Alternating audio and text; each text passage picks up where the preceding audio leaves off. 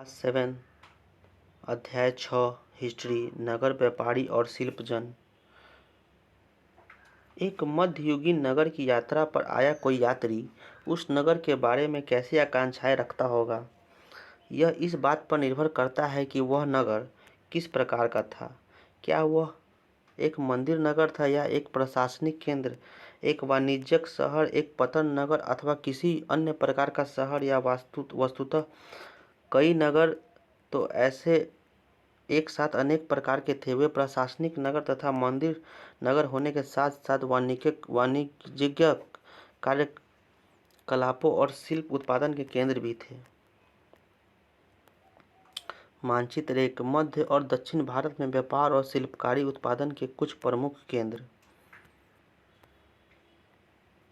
हम्पी, सूरत, मछलीपट्टनम, काबुल, पुष्कर, अजमेर, वृंदावन, मुर्शिदाबाद, कलकत्ता, बराड़, अहमदाबाद, सोमनाथ, बम्बई, बीजापुर, बीदर, गोलकुंडा, मदुरई, ओडेयर, तिरुवन्नमलाई, कांचीपुरम, तिरुपति, मद्रास, महाबलीपुरम, कमालपुरम।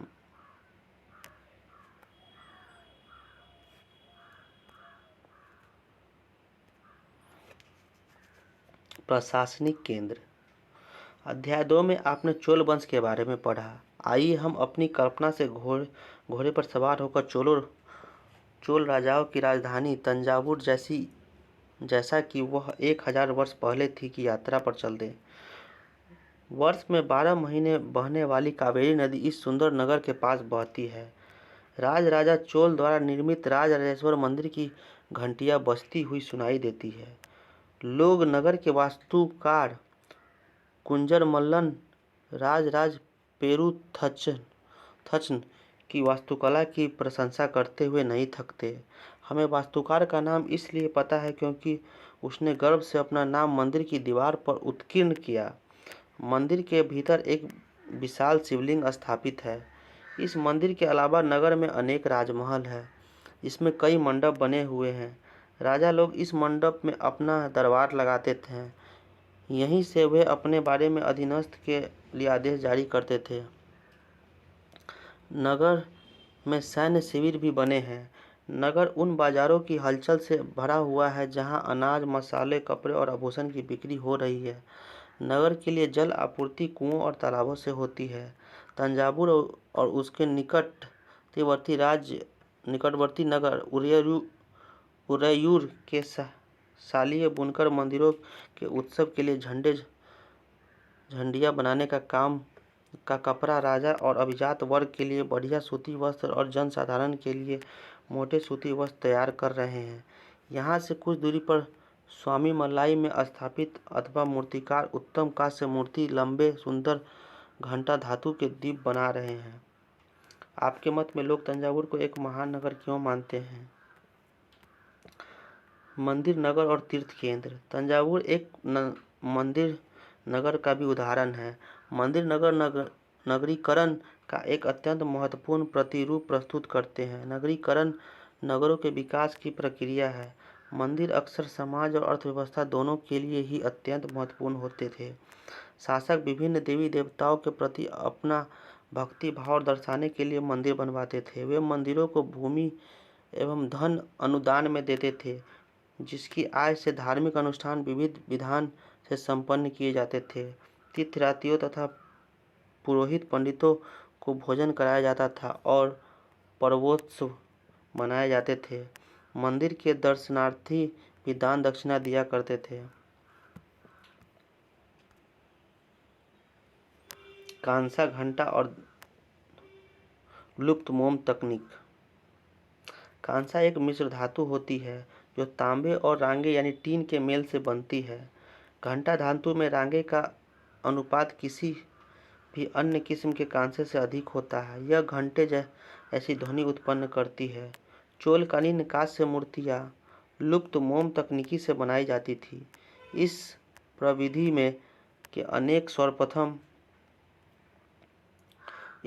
के अंतर्गत सर्वप्रथम मोम की एक प्रतिमा बनाई जाती थी। इसे चिकनी मिट्टी से पूरी तरह लीप कर सूखने के लिए छोड़ दिया जाता था। जब वह पूरी तरह से सूख जाती थी तब उसे गर्म किया जाता था और उसके मिट्टी के आवरण में एक छोटा सा छेद बनाकर उस छेद से सारा पिघला हुआ मोम बाहर निकाल दिया जाता था। फिर चिकनी मिट्टी के खाली सांचे में उस छेद के रास्ते पिघली हुई धातु भर दी जाती थी। जब वह धातु ठंडी होकर ठोस हो जाती तो चिकनी मिट्टी के आवरण को सावधानीपूर्वक हटा दिया जाता था और उसमें से निकली प्रतिमा को साफ करके चमका दिया जाता था। आपके विचार में इस प्रविधि के प्रयोग का क्या क्या लाभ थे? मंदिर के कर्ता धर्ता ने मंदिर के धन को व्यापार एवं साहूकार में लगाते थे। सैन्य समय के साथ बड़ी संख्या में पुरोहित, पुजारी, कामगार, शिल्प व्यापारी आदि मंदिरों और उसके दर्शनार्थियों एवं तीर्थ यात्रियों की आवश्यकताओं को पूरी करने के लिए मंदिर के आसपास बसते गए। इस प्रकार मंदिर नगरों का विकास हुआ। इसी रीति से मंदिर के चारों ओर अनेक नगरों का आविर्भाव हुआ, जैसे मध्य प्रदेश में भिल्ल स्वामिन, भिलसा या विदिशा और गुजरात में सोमनाथ। कुछ अन्य महत्वपूर्ण मंदिर नगर तमिलनाडु के कांचीपुरम तथा मदुरै और आंध्र प्रदेश के में तिरुपति है। तीर्थ स्थल भी धीरे धीरे नगरों के रूप में विकसित हो गए। वृंदावन जो उत्तर प्रदेश में है और तिरुवन्नमलाई जो तमिलनाडु के ऐसे नगर के दो उदाहरण हैं। अजमेर जो राजस्थान 12वीं शताब्दी में चौहान राजाओं की राजधानी था, आगे चलकर मुगलों के शासन में वह सूबा मुख्यालय बन गया। यह नगर धार्मिक सह अस्तित्व का एक उत्कृष्ट उदाहरण प्रस्तुत करता है। सुप्रसिद्ध सूफी संत ख्वाजा मोइनुद्दीन चिश्ती यहाँ 12वीं शताब्दी में बस गए और उनके दर्शनार्थी एवं श्रद्धालु सभी कांस्य मूर्ति जिसे कृष्णा को नाग राक्षस कालिया को काबू करते दिखाया गया है।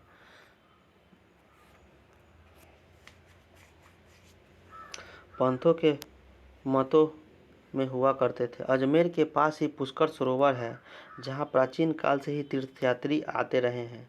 छोटे नगरों का संजाल 8वीं शताब्दी में ही उपमहाद्वीप में अनेक छोटे छोटे नगरों का संजाल सा बिछने लगा था। संभवतः उनका प्रादुर्भाव बड़े बड़े गांवों से हुआ था। उनमें आमतौर पर एक मंडपिका, बाद में जिसे मंडी कहा जाने लगा, होती थी, जहां आसपास के गांव वाले अपनी उपज बेचने के लिए लाते थे। उनमें ऐसी गलियां जहां दुकानें एवं बाजार थे, जिन्हें हट बाद में हाट के नाम जाने लगा कहा जाता था। इसके अलावा भिन्न भिन्न प्रकार के कारीगरों तथा शिल्पियों जैसे कुम्हारों, तेलियों, शक्कर बनाने वाले, ताड़ी बनाने वाले, सुनारों, लोहारों तथा पत्थर तोड़ने वाले आदि के अलग अलग बाजार होते थे। कुछ व्यापारी तो नगर में अस्थायी रूप से बसकर अपना कारोबार करते थे, जबकि कुछ अन्य व्यापारी नगर नगर घूमकर क्रय विक्रय किया करते थे। आसपास और दूर दराज के व्यापारी इन नगरों के स्थानीय उपज खरीदने और दूरवर्ती स्थानों के उत्पादन जैसे घोड़े, नमक, कपूर, केसर, पान, सुपारी और काली मिर्च जैसे मसाले बेचने के लिए आते थे। अपने जिले के नगरों की सूची बनाएं, उनका प्रशासनिक केंद्र, मंदिर, नगर तीर्थ केंद्रों के रूप में वर्गीकृत करें। चित्र 2, नगर का एक बाजार।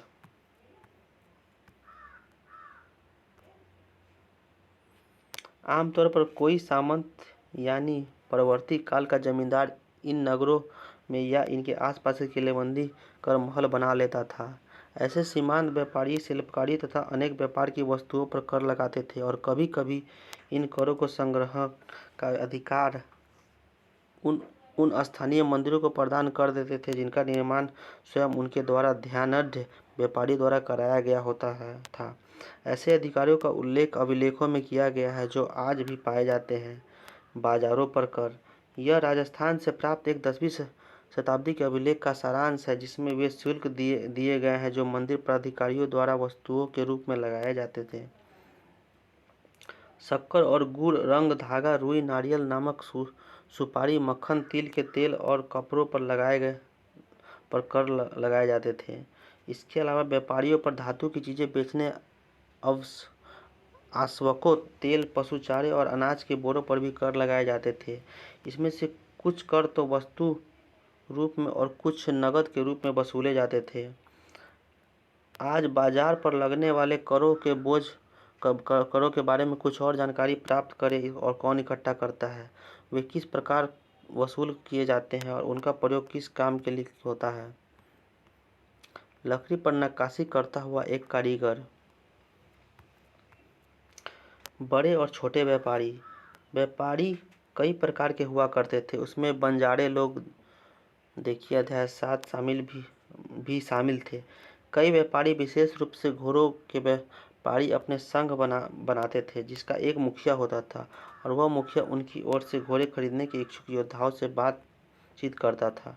क्योंकि व्यापारियों को अनेक राजाओं तथा जंगलों से होकर गुजरना पड़ता था, इसलिए वे आमतौर पर काफिले बनाकर एक साथ यात्रा करते थे और अपने हितों की रक्षा के लिए व्यापार संघ गिल्ड बनाते थे। दक्षिण भारत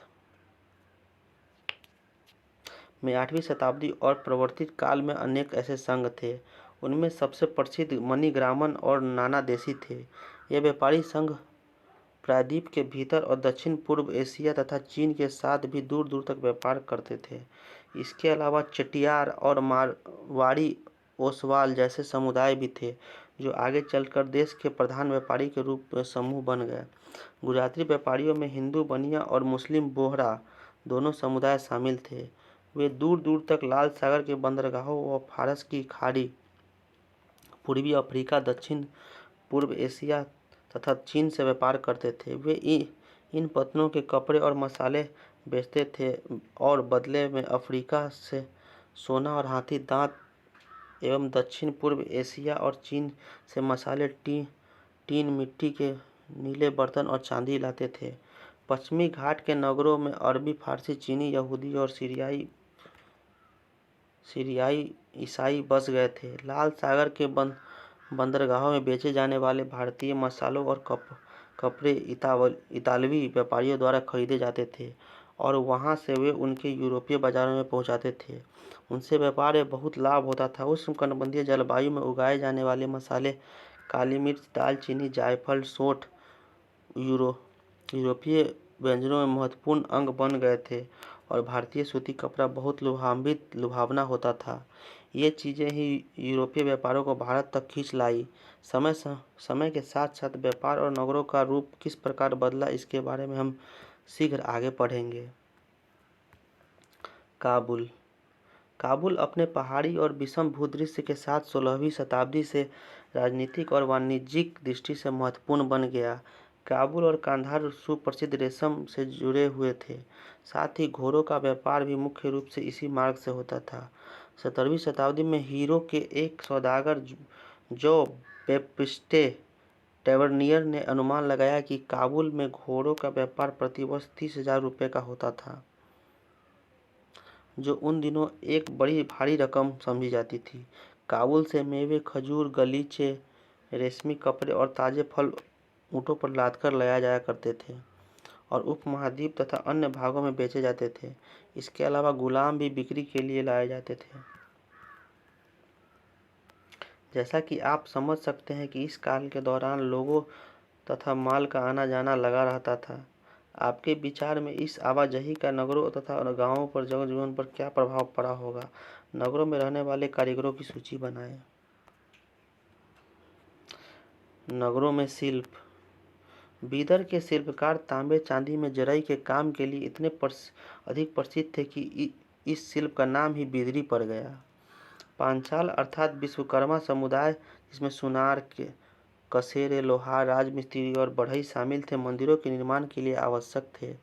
इसके अलावा वे राजमहलों, बड़े बड़े भवनों, तालाबों और जलाशयों के निर्माण में भी अपनी महत्वपूर्ण भूमिका अदा करते थे। इस प्रकार सलियार या कैकुलार जैसे बुनकर भी समृद्धशाली समुदाय बन गए थे और वे मंदिरों को भारी दान दक्षिणा दिया करते थे। वस्त्र निर्माण से संबंधित कुछ अन्य कार्य जैसे कपास को साफ करना, कातना और रंगना भी स्वतंत्र व्यवसाय बन गए थे, जिसके लिए विशेषज्ञता की आवश्यकता होती थी। चित्र 4 में पीतल के इस मोमबत्ती दान पर काला आवरण है। चित्र 5 शॉल का बॉर्डर। ये बॉर्डर जो बनाया गया है। शहरों के बदलते हुए भाग्य। कई शताब्दियों के लंबे समय में अहमदाबाद गुजरात जैसे कुछ नगर बड़े व्यापारी केंद्रों के रूप में विकसित हो गए, लेकिन तंजावुर जैसे कुछ अन्य नगर पहले की अपेक्षा विस्तार तथा महत्व की दृष्टि से सिकुड़ गए। इसी काल में पश्चिम बंगाल में भागीरथी नदी के तट पर स्थित मुर्शिदाबाद रेशमी वस्त्रों के प्रमुख केंद्र के रूप में उभरा था। वह 1704 में बंगाल की राजधानी बन गया, लेकिन इसी शताब्दी के दौरान उसका सितारा डूब गया, क्योंकि वहाँ के बुनकर इंग्लैंड के मिलों से बनकर आए गए सस्ते कपड़े के साथ प्रतियोगिता में टिक न सके। हम्पी मसूलीपट्टनम और सूरत नज़दीक से एक नज़र। हम्पी की वास्तुकला और सौंदर्य। हम्पी नगर कृष्णा और तुंगभद्रा नदियों की घाटी में स्थित है। यह नगर 1336 में स्थापित विजयनगर साम्राज्य का केंद्र स्थल था। हम्पी के शानदार खंडहरों से पता चलता है कि उस शहर की किलेबंदी उच्च कोटि की थी। किले की दीवारों के निर्माण कहीं भी गाढ़े चूने जैसी किसी भी जोड़ने वाली मसालों का प्रयोग नहीं किया गया था और शिलाखंडों को आपस में फंसाकर गूंथा गया था। हम्पी के अहाते की टूटी हुई दीवार से बुर्ज का दृश्य।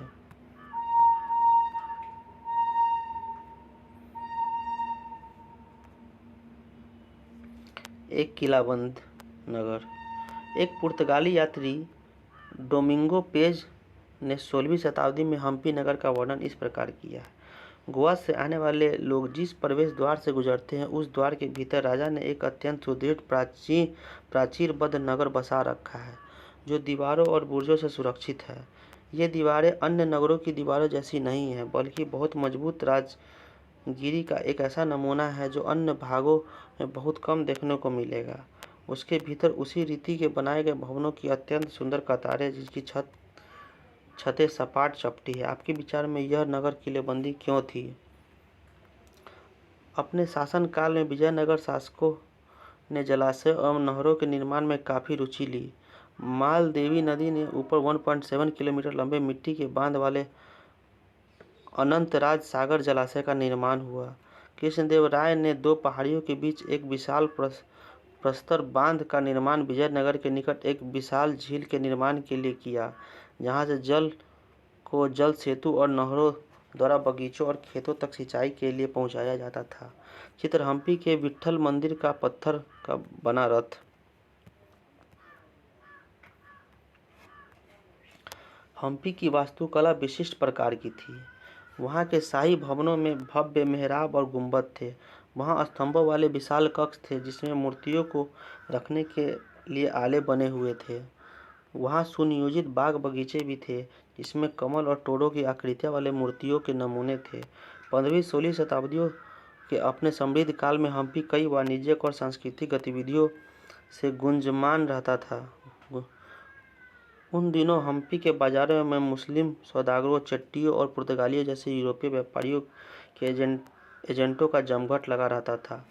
मंदिर सांस्कृतिक गतिविधियों के केंद्र होते और दासियां विरूपाक्ष शिव मंदिर के अनेक स्तंभ वाले विशाल कक्षों की देवी प्रतिमाएं राजा तथा प्रजाजनों के समक्ष नृत्य किया करती थी। महानवमी पर्व, जो आज दक्षिण में नवरात्र पर्व कहलाता है, उन दिनों हम्पी में एक अत्यंत महत्वपूर्ण पर्व माना जाता था। पुरातत्वविदों ने उस महानवमी मंच को खोज निकाला जहां राजा अपने अतिथियों का स्वागत सत्कार करता था और अधीनस्थ व्यक्तियों को नजराने उपहार लिया करता था। वहीं विराजमान होकर राजा नृत्य, संगीत एवं मल्ल युद्ध के कार्यक्रम भी देखा करता था। 1665 में दक्कनी सुल्तानों गोलकुंडा, बीजापुर, अहमदनगर, बरार और बीदर के शासकों के हाथों विजयनगर की पराजय के बाद हम्पी का विनाश हो गया। सूरत पश्चिम का प्रवेश द्वार। सूरत मुगल काल में कैबे, आज के खंबात और कुछ समय के बाद अहमदाबाद के साथ गुजरात के पश्चिमी व्यापार का वाणिज्यिक केंद्र बन गया। सूरत ओरमुज की खाड़ी से होकर पश्चिम एशिया के साथ व्यापार करने के लिए मुख्य द्वार था। सूरत को मक्का का प्रस्थान द्वार भी कहा जाता था, क्योंकि बहुत से हज यात्री जहाज से यहीं से रवाना होते थे। सूरत एक सर्वदेशीय नगर था, जहाँ सभी जाति और धर्मों के लोग रहते थे।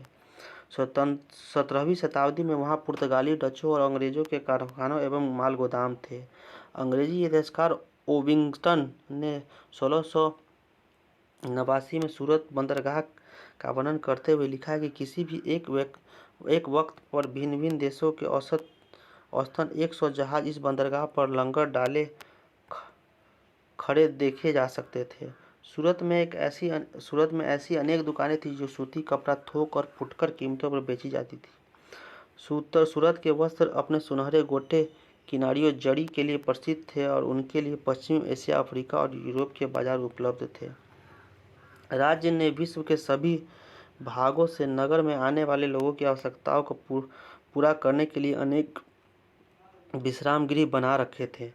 वहाँ भव्य भवन और असंख्य मनोरंजन स्थल थे। सूरत में काठियावाड़ी सेठों तथा महाजनों की बड़ी बड़ी साहूकार कंपनियां थीं। उल्लेखनीय है कि सूरत से जारी की गई हुंडियों को दूर दूर तक मिस्र में काहिरा, इराक में बसरा और बेल्जियम में एंटवर्प के बाजारों से मान्यता प्राप्त थी। वाणिज्यिक केंद्र एक ऐसा स्थान जहां विभिन्न उत्पादक केंद्रों के आने वाला माल खरीदा और बेचा जाता है। हुंडी एक ऐसा दस्तावेज जिसे एक व्यक्ति द्वारा जमा की गई रकम दर्ज रहती है। हुंडी को कहीं अन्य प्रस्तुत करने की जमा राशि प्राप्त की जा सकती है, किंतु 17वीं शताब्दी के अंतिम वर्षों में सूरत का भी अंधपतन प्रारंभ हो गया। इसके कई कारण थे। मुगल साम्राज्य के पतन के कारण बाजारों की तथा उत्पादकता की हानि, पुर्तगालियों द्वारा समुद्री मार्गों पर नियंत्रण और बम्बई, वर्तमान मुंबई से प्रतिस्पर्धा, जहां 1668 में अंग्रेजी ईस्ट इंडिया कंपनी ने अपना मुख्यालय स्थापित कर लिया था। आज सूरत एक महत्वपूर्ण वाणिज्यिक केंद्र है। जोखिम भरा दौरा मछलीपट्टनम के लिए चुनौती। मछलीपट्टनम या मछलीपट्टनम नगर कृष्णा नदी के डेल्टा पर स्थित है। 17वीं शताब्दी में यह भिन्न भिन्न प्रकार की गतिविधियों का नगर था। हॉलैंड और इंग्लैंड दोनों देशों की ईस्ट इंडिया कंपनियों ने मछलीपट्टनम पर नियंत्रण करने का प्रयत्न किया। हालांकि तब वह आंध्र प्रदेश तट का सबसे महत्वपूर्ण पतन बन गया था। मछलीपट्टनम का किला हॉलैंड वासियों ने बनवाया था। मछुआरों का एक गरीब नगर।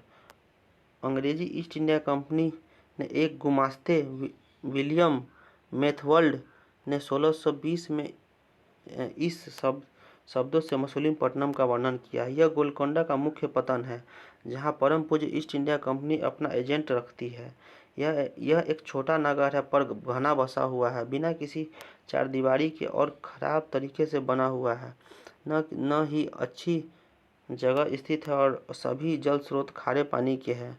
पहले यह एक गरीब मछुआरा नगर था। आगे चलकर यहाँ जहाज़ों के लिए लंगर डालने की सुविधा हो गई, जिससे व्यापारी लोग यहाँ रहने लगे और चूँकि हमारे तथा हॉलैंड के निवासी यहाँ इस तट पर आते जाते रहते हैं, यह उनके लिए निवास का व्यवस्था करता है। अंग्रेज और हॉलैंड वासियों ने मछलीपट्टनम में अपनी बस्तियाँ बसाने का निर्णय क्यों लिया? गुमास्ता यूरोपीय ट्रेडिंग कंपनी की व्यापारिक गतिविधियों के प्रभारी अधिकारी गुमास्ता कहलाते हैं। गोलकुंडा के कुतुबशाही शासकों ने कपड़ों, मसालों और अन्य चीज़ों की बिक्री पर शाही एकाधिकार लागू कर दिया, जिससे कि वहाँ की व्यापारी पूरी तरह से ईस्ट इंडिया कंपनी के हाथों में न चला जाए। विभिन्न व्यापारी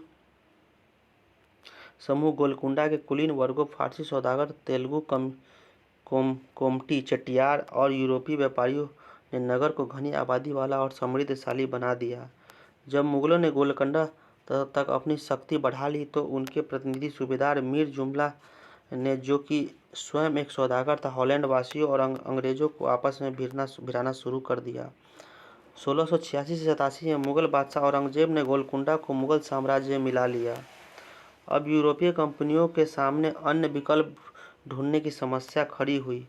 कंपनी की नई नीति के अंतर्गत केवल इतना ही पर्याप्त नहीं था कि पतन भीतरी प्रदेश के उत्पादन केंद्रों के साथ संबंध बनाए रखे, बल्कि इस बात की आवश्यकता महसूस की गई कि कंपनी के नए केंद्र एक राजनीतिक, प्रशासनिक तथा वाणिज्यिक भूमिका भी अदा करें।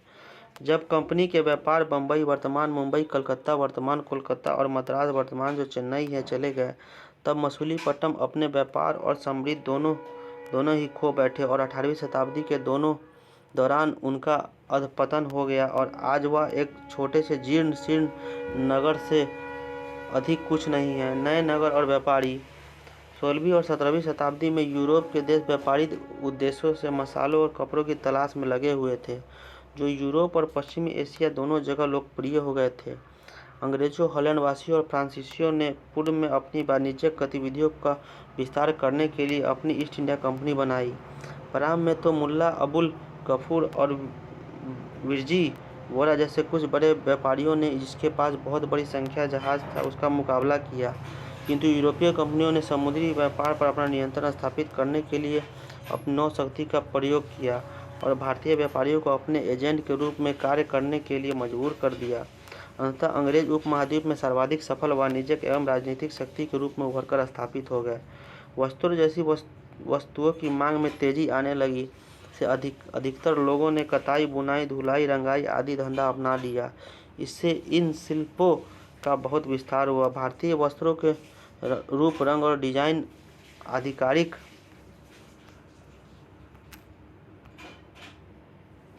परिष्कृत होते गए, किंतु इस काल में शिल्पकारों की स्वतंत्रता घटने लगी। शिल्प पिजन पेशगी की प्रणाली पर काम करने लगे, जिसका अर्थ यह था कि उन्होंने जिन यूरोपीय एजेंटों से पहले की पोशाकी ली है, उन्हीं के लिए उन्हें कपड़ा बुनना होता था। अब बुनकरों को अपना कपड़ा या बुनाई के नमूने बेचने की स्वतंत्रता नहीं थी। उन्हें तो कंपनी के एजेंटों द्वारा निर्धारित डिजाइन के कपड़े उनकी मांग के अनुसार बनाने पड़ते थे। 18वीं शताब्दी में बम्बई, कलकत्ता और मद्रास नगरों का उदय हुआ, जो आज प्रमुख महानगर है। शिल्प और वाणिज्य में बड़े बड़े परिवर्तन आए जब बुनकर जैसे कारीगर तथा सौदागर यूरोपीय कंपनियों द्वारा इन नए नगरों में स्थापित ब्लैक टाउन्स में स्थानांतरित हो गए। ब्लैक यानी देसी व्यापारी और शिल्पकारों को इन ब्लैक टाउन्स में सीमित कर दिया गया था, जबकि गोरे शासकों ने मद्रास में फोर्ट सेंट जॉर्ज और कलकत्ता में फोर्ट सेंट विलियम की शानदार कोठरियों में अपने आवास बनाए। 18वीं शताब्दी में शिल्पकारों तथा वाणिज्यों की कहानी हम अगले वर्ष पढ़ेंगे। चित्र 8 प्रारंभिक 19वीं शताब्दी में बम्बई की एक सड़क। वास्को डी गामा और क्रिस्टोफर कोलंबस। 15वीं शताब्दी में यूरोपीय नाविक द्वारा समुद्री मार्ग खोजने के अभूतपूर्व कार्य के लिए उनमें से अनेक नाविक भारतीय उपमहाद्वीप तक पहुंचने का मार्ग खोजने और मसाला प्राप्त करने की इच्छा से प्रेरित थे। पुर्तगाली नाविक वास्को डी गामा अटलांटिक महासागर के साथ यात्रा करते हुए केप ऑफ गुड होप से निकलकर और हिंद महासागर को पार करके भारत पहुंचा। उसे अपनी पहली यात्रा को पूरा करने में 1 वर्ष से भी अधिक समय लगा। वह 1498 में कालीकट पहुंचा और अगले वर्ष पुर्तगाल की राजधानी लिस्बन लौट आया। इस समुद्री यात्रा के दौरान उसने 4 में से 2 जहाज नष्ट हो गए और 170 यात्रियों में से केवल 54 ही जीवित बच सके। इन प्रत्यक्ष खतरों के बावजूद जो मार्ग खोले या खोजे गए वे अत्यंत लाभकारी सिद्ध हुए और उसके बाद तो अंग्रेज, हॉलैंडवासी और फ्रांसीसी नाविकों ने भी इसका अनुकरण करना प्रारंभ कर दिया। वास्को डी गामा भारत पहुंचने के लिए समुद्री मार्गों की खोज एक अन्य शुभ परिणाम निकला जिसकी किसी ने आशा नहीं की थी। एक इटली वासी क्रिस्टोफर कोलंबस ने भारत पहुंचने का मार्ग खोजने के लिए अटलांटिक महासागर को पार करके पश्चिम की ओर की यात्रा करने का निश्चय किया। उसका सोचना था कि चूंकि पृथ्वी गोल है, इसलिए वह पश्चिम की ओर से भारत पहुंच सकता है। वह 1442 में वेस्टइंडीज के तट पर पहुंचा। वेस्टइंडीज का नाम इसी भ्रांति के कारण पड़ा। उसके पीछे स्पेन और पुर्तगाल के नाविक और विजेता भी वहां आते रहे और उनके मध्य और दक्षिण अमेरिका में बड़े बड़े भागों में अपने कब्जे में कर लिया और अक्सर उन प्रदेशों की पहले वाली बस्तियों को नष्ट कर दिया। कल्पना करें आप 17वीं शताब्दी में सूरत की पश्चिम एशिया की यात्रा करने की योजना बना रहे। इस संबंध में आप कैसी तैयारियां करेंगे?